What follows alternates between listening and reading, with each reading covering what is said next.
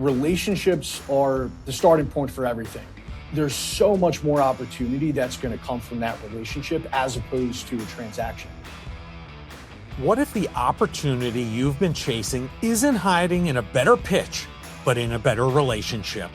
Too many entrepreneurs spend their time chasing transactions instead of building genuine connections that create lasting success.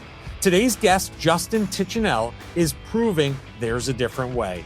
As the co-founder of Sports Business Leaders, he's helped build one of the fastest growing sports business communities in the country, connecting founders, executives, investors, and teams through authentic relationships that have already generated more than $1 million in business opportunities. Drawing from his entrepreneurial journey and resilience as a former collegiate athlete and his passion for bringing people together, Justin shares why relationships remain the ultimate competitive advantage in business and in life.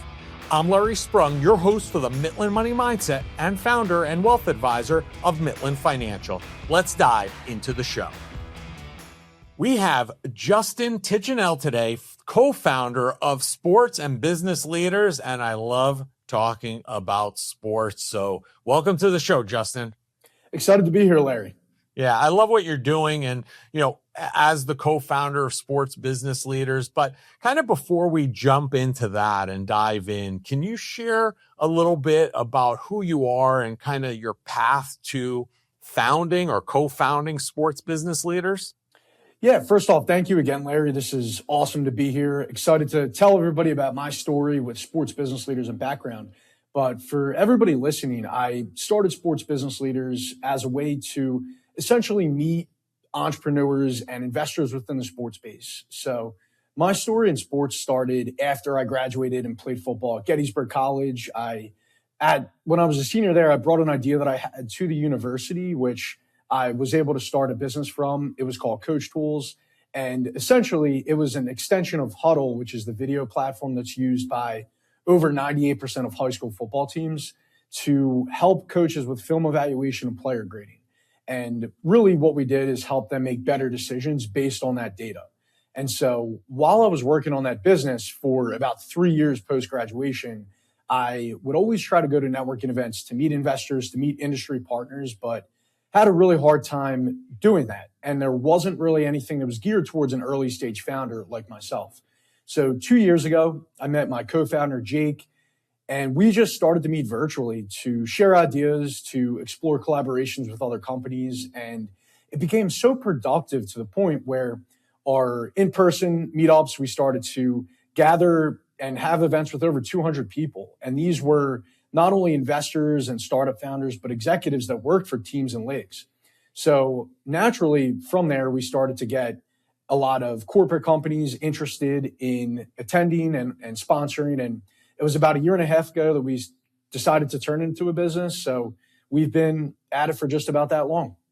So it sounds like this all started in college as far as like you delving into the sports business world. But, your entrepreneurial bug, if you will, was that something that, you could trace back to early on in your life, or it really just manifested itself when you started, in college? Yeah, it's a good question. I grew up around a family of entrepreneurs. My dad, he started a business about 30 years ago. It's an agency that books live bands and DJs for private events and weddings. And so I've grown up around this entrepreneurial spirit and just small businesses. So I've always been ingrained in it, I would say. Yeah, sounds like it was in your DNA from the very beginning. So I guess so. Yeah, I know you touched on it, and you mentioned it briefly, but I think if you could take a few minutes and just talk about, you and your partner, Jake, what Sports Business Leaders is today and maybe the why behind it, that really motivated you guys to, take the leap of saying, hey, we're going to turn this into a full-fledged entrepreneurial business and lean really heavily into it. Yeah, my why is that I love connecting people and ideas. And I trace that back to my father's business, just like I talked about how it's an agency. And really what he does is connects bands with people that are hosting events and getting married. So just from having grown up around that business and fallen in love with that aspect, diving into the sports industry post-graduation, that's really what I've fell in love with. And so just connecting people, connecting ideas, there's so many outcomes that we've experienced and helped create through sports business leaders. And at the end of the day, as the current iteration of sports business leaders, we're a connections platform. We simply do fractional business development for companies that are selling into pro teams, leagues, and venues. So these could be insurance companies, marketing, sales, really you name it. There's so many different companies that touch sports. And we really act as that liaison between the companies and the teams. So ultimately, who are your ideal, platform people, right? Is it the sports teams, and then those serving those markets are really those that you're looking to identify and have them join your platform? Yep, that's the intersection. It's executives that are working at pro teams, leagues, and venues, and then the companies that are servicing them. A good example is we've been working with a company, they're called True Fan Travel, for about a year at this point. And they do fan travel experiences to out-of-market games. And what we do with them now is we help with partnerships at new either events or teams. And one specific example that has been successful is they've been working with a European football club that we've gotten to know really well. They're called IK Start in Kristiansand, Norway. And it seems very random, but they actually have a group of about 50 investors that are based in the US. And so they've naturally been able to do a lot of trips to Norway because most of the investment team is based here in the States. So that's just one example, but there's so many countless types of relationships and connections that we've been a part of and blessed to see. Wow. So, let's go back to you for a minute here. You're a former athlete yourself. How is being a former athlete shape the way you build and, kind of approach your business? Yeah, I think I'm going to say the cookie cutter answer, but I really do believe it's true. Just that playing sports, especially at the college level, teaches you so much about the little details, being on time and showing up early and being prepared for whatever it is that you do. I always go back to a story, or I think back to a story that happened to me when I was in college. So my first 2 years of school, I was actually out. I couldn't play football because I had an injury. It's a long story, but I'll give you the cliff notes. The day I graduated high school, I played in a charity all-star football game for kids that were local to the Chester County, Westchester, Pennsylvania area. And I ended up hurting my knee. I had a ACL, PCL, MCL tear. The ACL is a partial tear. So long story short, they originally thought that I didn't need to get surgery. And I ended up finding out later on that I did. So the reason I tell you that is while I was going through that whole process, I wasn't playing in games. I was practicing a little bit, but there was one scenario when I came back after an injury my junior year where I always remember just not being in the playing environment where we were doing these things called they were called 100-yard sprints. The gassers is what they were called. Right. And I remember one of my coaches telling me, like screaming at me because I wasn't touching the line. And I think that was just because I wasn't in it for such a long time. And that lesson right there just teaches me about the importance of being attention oriented and focusing on the small details and why it's so important. So I think being an athlete is it's a microcosm to the professional world. And there's so many lessons from that you can apply to any aspect of life. Yeah, I agree. I agree with everything you said. And like even that, muscle memory of not doing those things for a while makes it challenging when you do come back to remember you got and be on yourself to push yourself to go the extra inch or two to touch the line, right? Those are the things you have to push yourself to. And sometimes within the business world, you have to push yourself a bit too. Absolutely. Hey, you describe SBL, as you mentioned before, as a connection platform. In your view, what makes a connection valuable in the end? I think it has to have something in it for both sides of the equation. If we're making a connection that doesn't make sense or isn't vetted, then that is not a good connection. And I think, especially early on, that's something we learn very fast. But what we do for everybody that we connect, either from a simple, we think that you can help them from a just from a general standpoint, or if there's a specific targeted business outcome that we think can come from that direct relationship, I think it has to be vetted on both sides.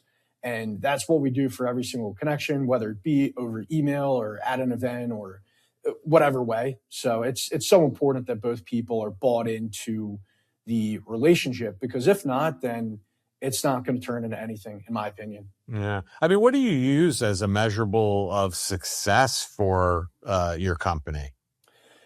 Business outcomes. It comes down to that. So if that person can connect you to a prospect, or if that person specifically is a prospect, then that for us is a win, because we are, with our partners, that's our goal, is to put them in front of companies that they otherwise would not have met if it wasn't for us. And Right. so we do that. We have several avenues to do that, through events, through our podcast, through our media that we put online on LinkedIn and social media. So I would that's think how we do it. though, to some degree, that's a tough tracking mechanism, because you're really relying on those two parties to give you the feedback that there was some, outcome from their connection, right? It is. That's a great point. And what we do, at least for the time being, is we have great relationships with our partners, to the point where we're meeting with them either on a weekly, bi-weekly basis. So we're keeping tabs on everybody. And I think that just goes back to the fact of just paying attention to the details and keeping up to date with what's going on. Wow. I had, and I don't know if you know who this person is, but, I had Nick Bowens from working in hockey on the podcast as well a bit ago. Are you familiar with him? I can't say that I am, no. Okay. So he has an interesting platform in terms of, basically consolidating all of the job opportunities in hockey, and then in hockey in particular, and then building networking events and experiences around that to help the teams fill those roles with people that are looking to work in hockey. So might be a good opportunity for you guys to connect. I know it's just on the hockey level, but at the same time, those connections are paramount, because you have on one side somebody looking for employment, and then on the other side, you have people, jobs, NHL teams and AHL teams, et cetera, all throughout, all the way down to minor league and really the minors, where people are looking for jobs, and he connects them all. So it's similar, but much different, Yeah, it really is. Yeah. Yeah, I found it interesting with you guys. You went from, I believe you said, like only 5 people showing up at your first event, to having the brewery that you were doing these things at say you needed to find another space because you were clogging up the room, right? What do you attribute that growth to, and it happening so quickly?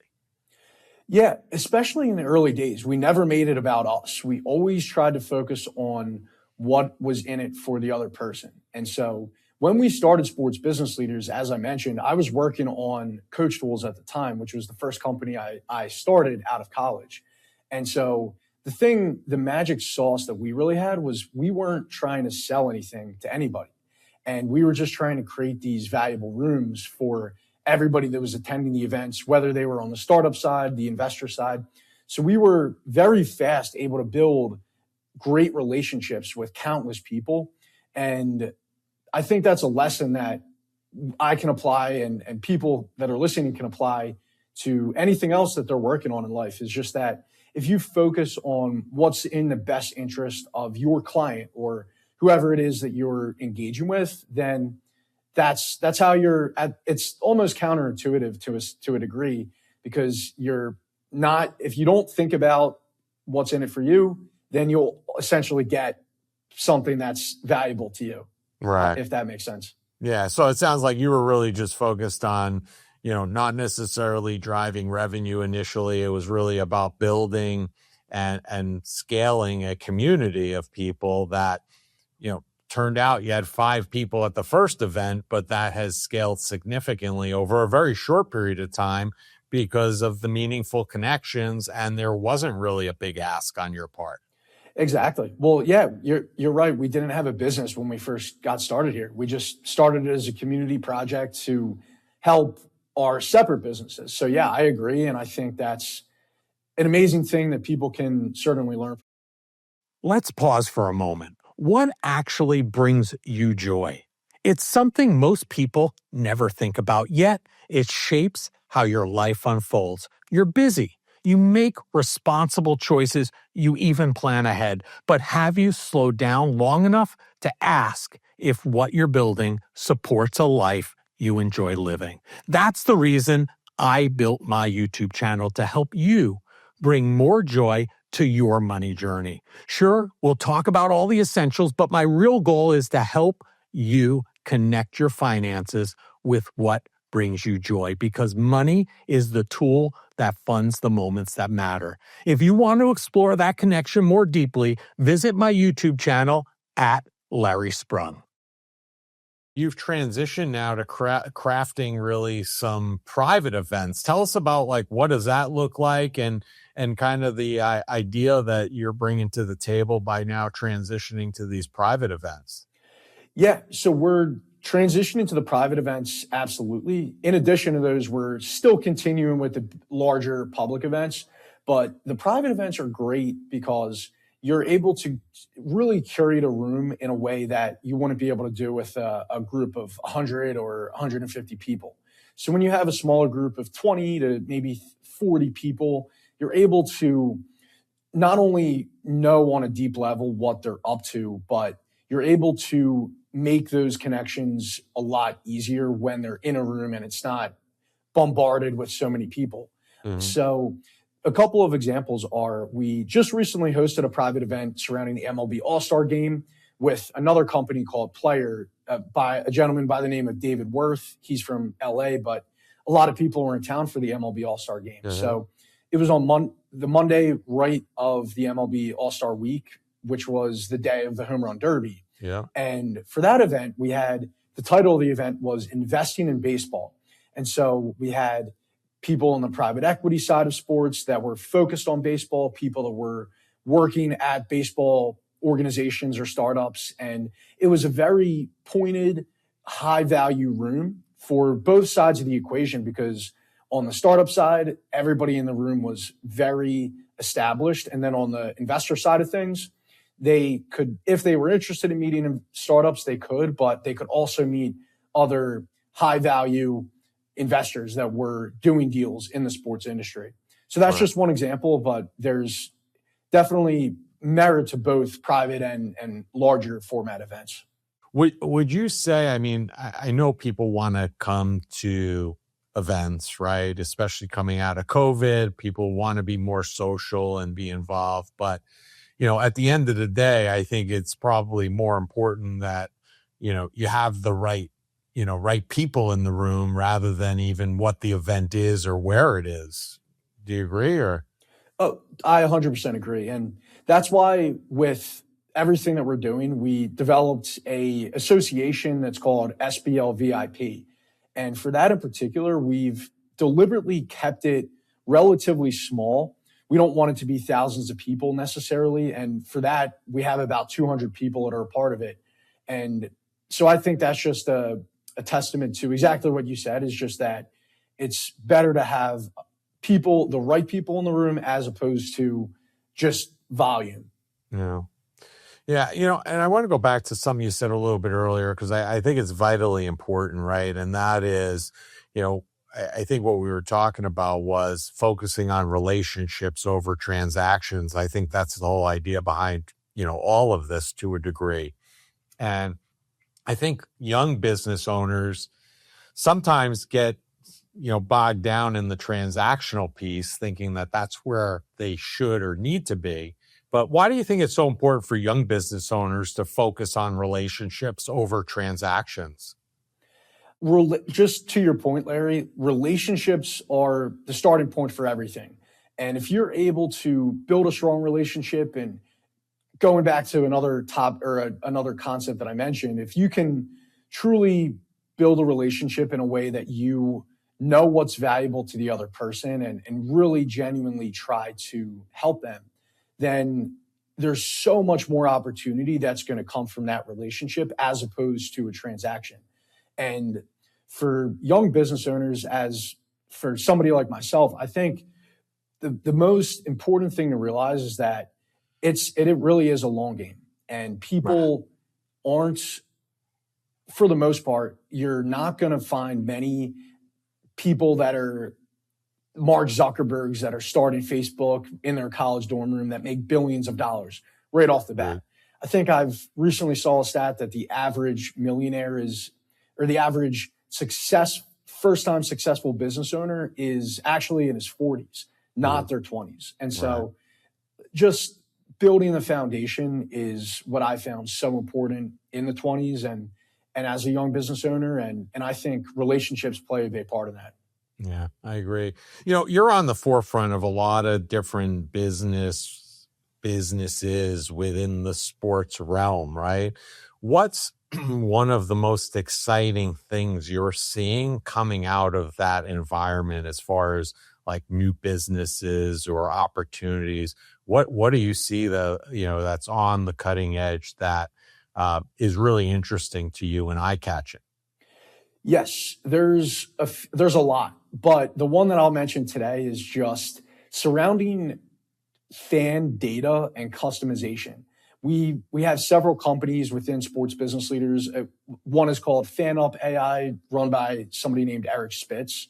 But what they do in particular, what I find to be very interesting, is that they're able to use the data from a fan. So let's say you're attending a Mets game, and you go to the ballpark, and you are sitting in a specific part of the stadium, and instead of getting, as it pertains to rewards and what the fans are able to get from that, as opposed to just getting maybe a general 20% off of a discount of like a jersey, companies are helping teams use data in a way that they're able to know, based on where you're sitting, you can go to this vendor and you can get 20% off of your favorite player's jersey if you walk over in the 7th inning. So it's just using data to get more pointed and customized to the fan experience. And there's so many other countless ways, like helping fans find where their favorite beer is in the ballpark. So I just found that to be really interesting, and I think it's only going to speed up with AI and the way technology is evolving. Yeah. I mean, do you see any business trends that you think are overhyped right now?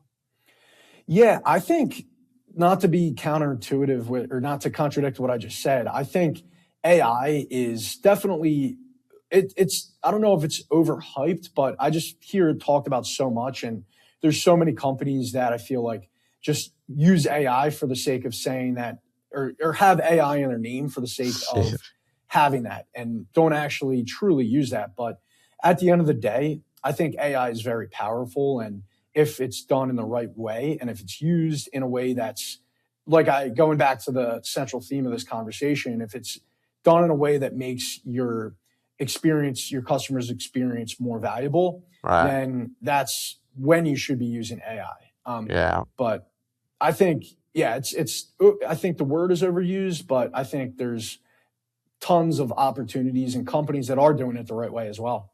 Yeah. I listen, I think we saw this a few years ago, not that long ago, right? With regard to, meme stocks and crypto. You had companies that legitimately changed their corporate name for marketing to incorporate some of these things so that they would get exposure for their stock or their company, right? fundamentally, nothing really changed with the company, but people saw the name and immediately were drawn to it. And I think what you're alluding to is you're seeing that even in the sports space, that people are just adding this moniker. They're not really doing anything new or different. They just added that. And, they're hoping to attract either investors or clients as a result of that, which is not really that real, if you will. Yeah, and I've seen it so much on the startup side of things where a lot of companies will put that in their name thinking that it's going to help them, or put it in a pitch deck thinking that it's going to help them raise money from an investor. And what I've realized, especially in sports over the last 5 years of being a part of the industry, is that 5 years ago, right at the end of COVID, it was a lot different where money was flowing. And I think investors were looking at this wave of new technology that was coming out. And there was just much more money flowing into the industry, at least on the startup, early stage investing side of things. But what I've found nowadays is that a lot of investors have realized that it might not, their returns might actually not happen in the way that they originally thought it would. So especially in the early stage startup investing world with angel investing and even with VCs investing in early stage, I think if you are at the idea stage and if you're just slapping on AI as a part of a pitch deck, it's going to be really hard to raise money. And I haven't really seen anybody that has been successful in that. So I think it just goes back to being able to actually have customers and have use cases and be confident that your system or your process is repeatable and scalable so that whatever company that an investor is putting their money into is actually going to yield a return. Yeah. Or you could pull the Jesse Cole and not take on any outside money and, say that you're intending on never doing that. So that's what I would recommend if it's possible for anybody that's listening. Right. I agree. So, I mean, listen, in your short time as an entrepreneur, on your, in your own businesses, what's been the, biggest lesson, biggest takeaway for you?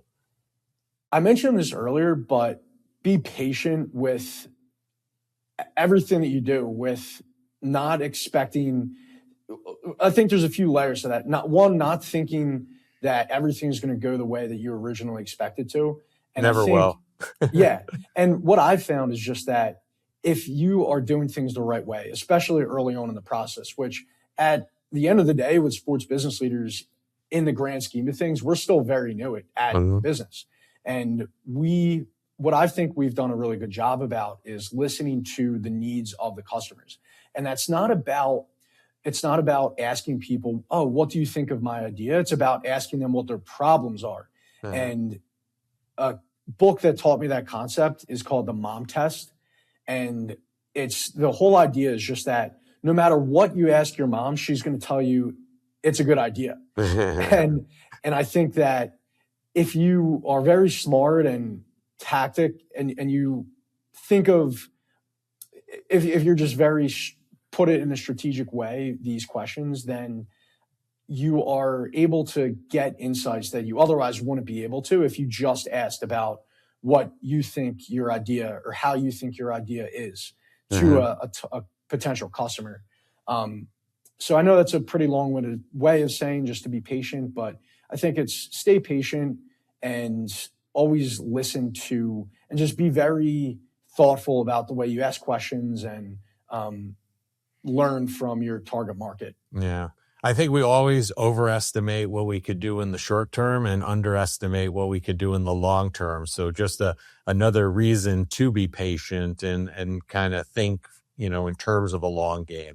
I think, I think a great read for that and like that thought and mindset is if you read Simon Sinek's The Infinite Game, it really outlines the differences between and gives you real life examples of large corporate entities that you would know about that, approach things from the short game and don't have an infinite mindset versus having the infinite game mindset. And, I think that dovetails right into what you're talking about. I absolutely agree. I'll have to give it a listen for sure. Yeah, it's really good, and he narrates it himself, so it's even more fun because he inflects really well on during the book. So, well, listen, Justin, it's brought me great joy having this conversation today, and we end each of our shows by asking each of our guests the same final question, and that is, what did you do today that brought you joy and put you in the right mindset for success? Yeah, that's a great question, Larry. Thank you for that. I think the thing that I have always done that always puts me in a great mood and just puts me in the right mindset is I try to start the day with some type of activity, whether it's a workout or just a walk. So I did that today, started the day off great. And then from when I get to the office and I start out the day, I always try to spend at least 15 to 20 minutes planning out the day with the meetings and what I really want to accomplish, and using a strategy of putting together what's the highest priority task that I have. So it's not just a to-do list. It's more of a strategy where I work on that using throughout the week. So that's, what I did today, and appreciate again. This has been great, Larry.